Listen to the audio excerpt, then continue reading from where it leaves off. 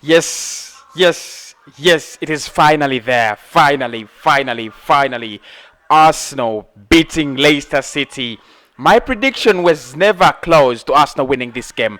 Never close. Never close. And after conceding in the 7th minute, was it even 7th minute?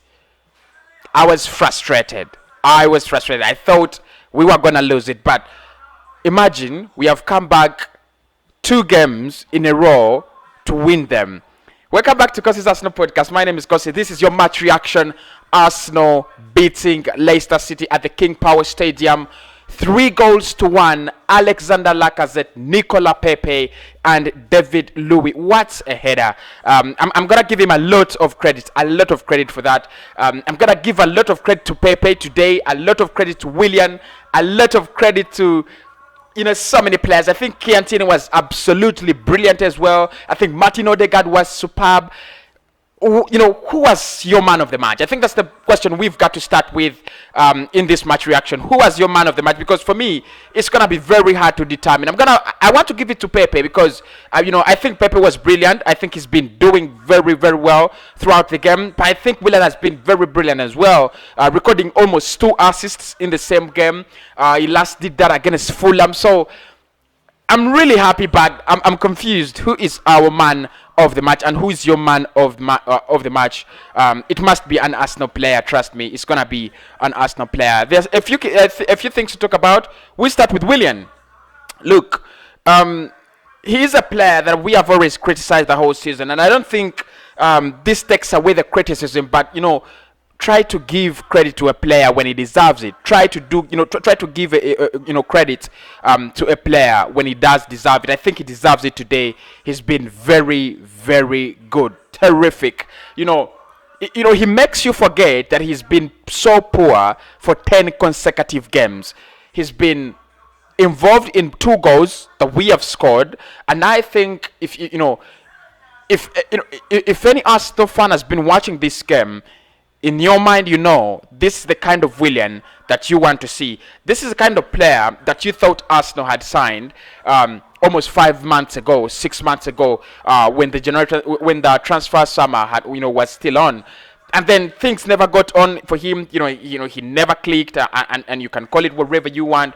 But I think he's now, in this game, Willian, for me, he contends to be man of the match with Pepe, but I think I'm going to give him a lot of credit. I think he has done so well. The other player, of course, we have to talk about is Nicola Pepe. The goal he scored, of course, he started the move and completed the move. He's been brilliant. Look, he's been so brilliant. He could have earned 2 penalties. I think the VAR ruling out the other one, saying it was actually outside the penalty area, and of course taking that strike, and Wilfred Ndidi failing to put his arms in order. He earns a penalty, and then he actually scores, starts that move from that counter-attacking move, and finishes it brilliantly with an assist from Willian. I think Pepe has been brilliant. I'm gonna give him man of the match. There's nothing I can do. I would have given to Martin Odegaard. I think he was brilliant as well, very good, and I'm gonna talk about him. But I'm gonna give it to Pepe. I think he has been so good. I've been impressed. I reached a time where I thought Pepe was never going to click. Pepe was never going to become the player, that could play for Arsenal or something like that. But I think I was wrong. I think if he gets more and more playing time, first and foremost, I think he plays better on the right-hand side, where he cuts inside and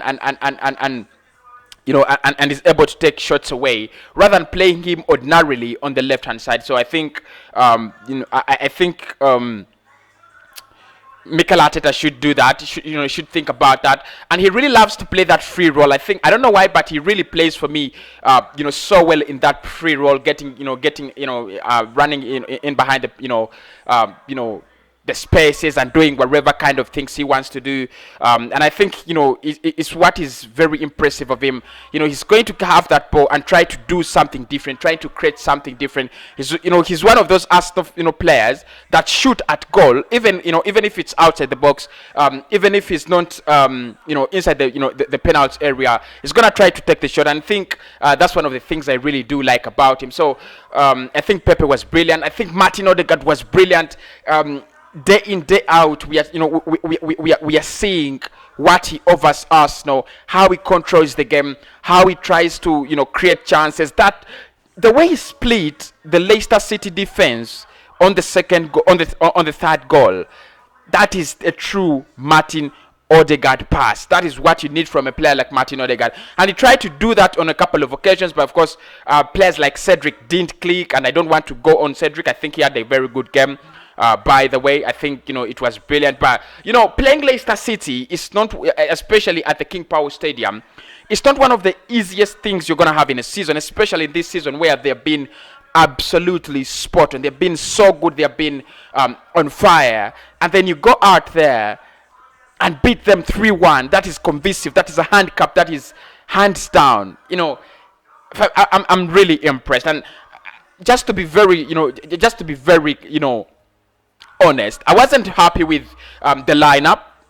Well, I mean, I didn't love Mohamed Elneny, and I don't think Mohamed Elneny, did much, in that midfield. I never wanted Mohamed Elneny to start. I wanted Partey to start right away. But of course, he's coming from injury, and Mikel Arteta is very skeptical whether he should give him the 90 minutes. And I do understand that, and I appreciate the concern. And I know he will talk about that in the press conference, and we shall react to that. But I think Mikel Arteta, when I saw this lineup, I was like, is he trying to show us that the Premier League doesn't matter anymore? Is he trying to show us that we need to focus on the Europa League and lose focus on the Premier League, forget about the Premier League? It is over. Because when I looked at Pepe, Willian, Elneny, I was disappointed. The last time Pepe, Willian, played together as our star men, it was in the FA Cup, and you remember against Southampton, we were dumped out of the FA Cup just like that.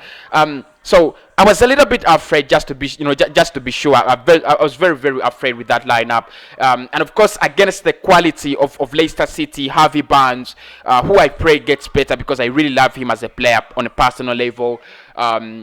James Maddison, who was also out with a hip injury. I also pray he gets better because I also love him as a player on a personal basis. But the rest of the Leicester City squad as well is much quality as compared to the players that we brought onto the pitch, especially in that midfield. I was very scared. I was very, very scared. But I think Mikel Arteta had planned it out because we played with a lot of confidence, even when we conceded a goal, which was a very stupid goal. And I'm going to blame that on Mikel Arteta because I don't know why he never gets that, centre-back pairing that clicks. He's using Lewis and Murray and Holding and Murray and Gabriel and David Louis, Gabriel and Holding. I don't know why we don't get, I don't know why Arsenal cannot get a starting, centre-back pairing. It's really risky. The season is going. You're preparing for next season. You need, some two players you're sure of are going to be playing for you game in, game out next season in that centre-back pairing. And for me, that should be Rob Holding and Gabriel Magalhaes, or Pablo Mari and Gabriel Magalhaes, or something like that, or maybe William Saliba and Gabriel Magalhaes. But he doesn't seem to have that, that confidence, at least in one player, or two players to make a centre-back pairing, and that is really risky. I really don't like it when we change, centre-back pairings as if we are changing knickers and pants. I would want to have a centre-back pairing that is more regular. Try to create some chemistry between them. Try to do things, together, learn each other's style.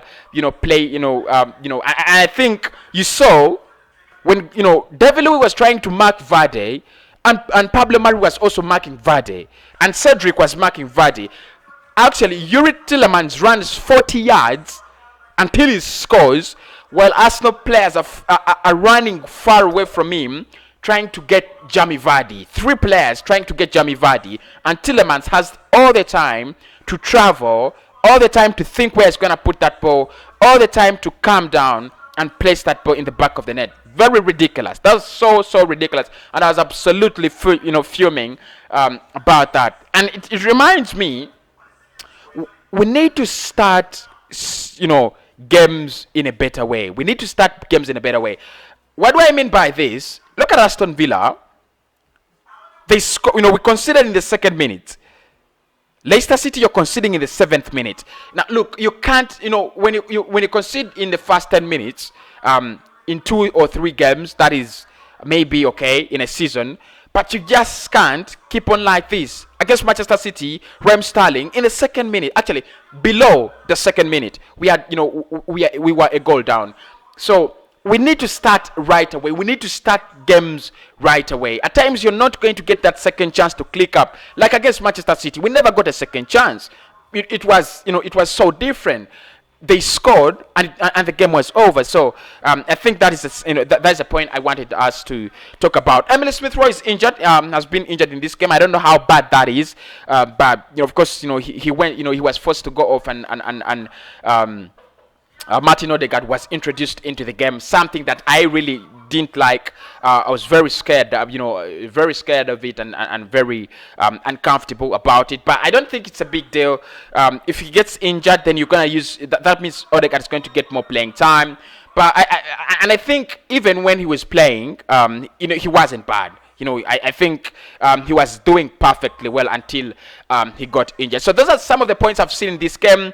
It takes us to 37 points on the table. It doesn't really shift us very much upwards on the table. Just to be very clear, I know with the current situation at Chelsea, Liverpool, and some clubs that are actually not doing well, you want such a win to mean something, but it actually puts us 2 points behind Aston Villa, 2 points behind Tottenham Hotspur, around 3 points behind Everton in 7th, 3 points behind Liverpool, and 6 points behind Chelsea, who will play later today against Manchester United.